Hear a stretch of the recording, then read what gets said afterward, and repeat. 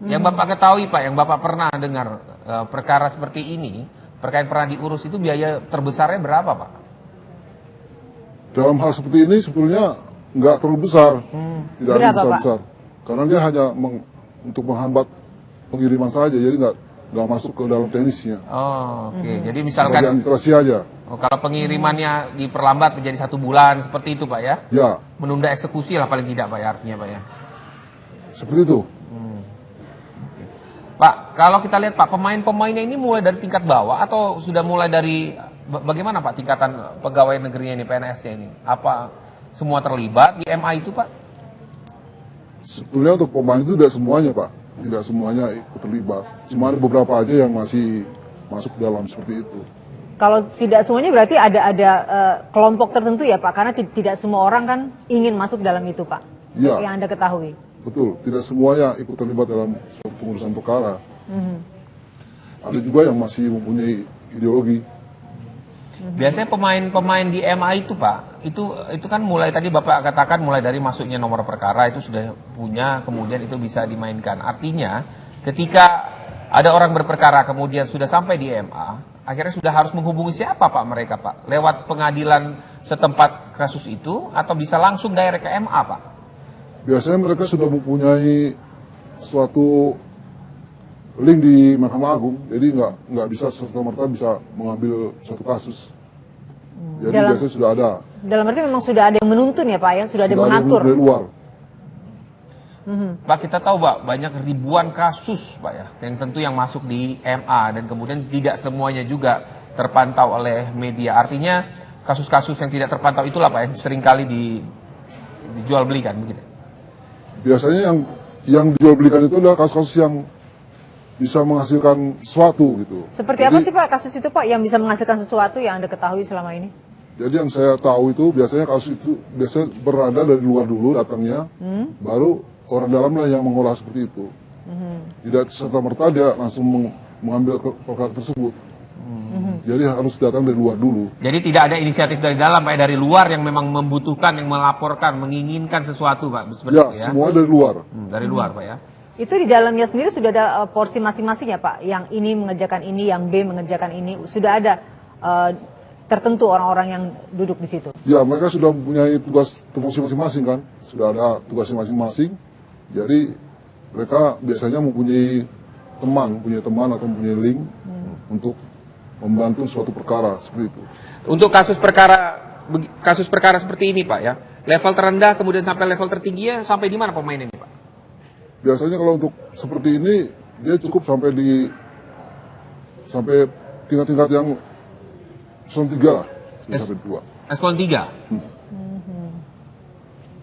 Sampai dengan eselon 3 Pak? Sampai eselon 3 aja itu, nggak sampai ke atas. Oke.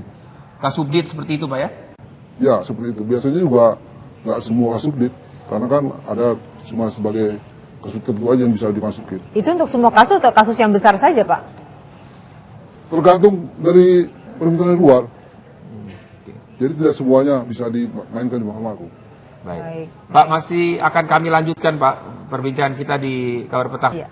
Dan perbincangannya masih akan kami lanjutkan pemirsa. Hal seperti itu biasanya mempunyai objek yang besar-besar. Berapa biasanya Pak kisarannya? Dan dalam hal ini juga tidak mempunyai target berapa-berapa itu nggak ada, tapi kan tergantung dari objek perkara tersebut. Biasanya objek perkara lebih besar, itu lebih besar lagi, dia punya dana untuk operasionalnya. Dan biasanya itu yang diincar ya Pak ya? Dan itu yang menjadi punya orang, ya tertentu itu Kak semuanya. Pak, kalau sudah begitu Pak, artinya kalau sengketa perdata Pak ya, sampai di Mahkamah Agung, kemudian bisa diperjualbelikan seperti ini, artinya ini kuat-kuatan uang Pak ya, antara yang bersengketa dong Pak? Itu tergantung daripada yang melobi ke sana Pak. Iya, artinya kalau dua sisi, dari dua pihak ini saling mengadukan, melaporkan lewat jalan seperti ini Pak ya, artinya kan kuat-kuatan uang Pak, siapa berani membayar lebih besar, itu yang menang. Iya, seperti itu biasanya. Oke. Apakah ini sampai kepada Hakim Agungnya Pak, yang ikut menerima? Nah ini biasanya mereka pakai orang juga Pak, nggak langsung. Nggak langsung. Pakai orang maksudnya semuanya gimana Pak? Mempunyai perantara. Oke. Kalau Kalau kita lihat kasus yang tengah ditangani Pak ya dengan tertangkapnya panitera di Jakarta Pusat Pak ya, Bapak tahu, tentu mendengar berita itu, kemudian pejabat tinggi di MA-nya juga sudah dicekal, begitu kan? Apakah itu juga merupakan bagian dari itu, Pak, dari proses jual beli perkara di MA? Ini sudah menjadi bagian awal daripada perkara di Mahkamah Agung. Jadi artinya Bapak mengatakan panitera itu juga ikut bermain, Pak, panitera? Panitera itu tetap ikut di dalamnya pasti. Ada di dalamnya. Porsinya cukup besar nggak Pak panitera? Biasanya panitera itu tergantung dengan yang melobi itu. Kalau dari pihak si yang berperkara, melalui yang berperkara yang langsung atau lewat pendamping atau pengacara? Biasanya dia melalui pengacara melalui orang dalam. Dalam arti pengacara dan orang dalam ini sudah memiliki link ya Pak ya? Atau sebelumnya Ya, mereka sudah orang ada dalam korelasi? itu sudah punya legalitas dalam, sudah punya kepercayaan dalam, biasanya seperti itu. Pak, apakah Bapak juga mengetahui Pak, orang-orang yang di MA ini, quote unquote Pak ya, terhadap tanda kutip, itu juga digaji Pak dengan orang-orang dengan sejumlah orang gitu Pak, penghasilan tetap demi mempermudah kalau ada kasus kemudian langsung gitu Pak. Atau memang sistemnya langsung bayar di saat ada kasus? Biasanya mereka sudah kenal lebih dulu Pak, sudah ada kenal di luar, sudah punya kenalan di luar, dan itu mereka biasanya masuk ke dalam satu kasus kalau memang sudah ada di dalamnya. Pak Chandra? Tidak serta-merta begitu Pak. Misalkan Pak, satu kasus ada paket, kita anggap saja satu paket harganya A. Setelah paket selesai, apakah ada ucapan semacam uang terima kasih atau uang seperti apapun diberikan lagi setelah kasus selesai? Biasanya hal itu sudah dibicarakan dalam satu paket saja Pak, dalam include satu paket semuanya. Berarti hanya satu paket ya Pak ya? Iya, tidak semuanya langsung. Kalau kasus ini biasanya langsung Pak uang itu dibawa langsung diserahkan oleh pihak yang berperkara atau melalui orang lagi Pak? Tadi melalui panitera atau pengacara tadi? Iya, biasanya nggak langsung, itu melalui perantara juga. Perantara juga ya? Itu pembagiannya seperti apa sih Pak untuk si A, B, dan C? Karena kan mereka juga pasti berhati-hati sekali ketika bertemu, ketika berbincang, ketika memutuskan. Dalam pembagian seperti ini biasanya sudah diatur oleh si perantara itu Pak.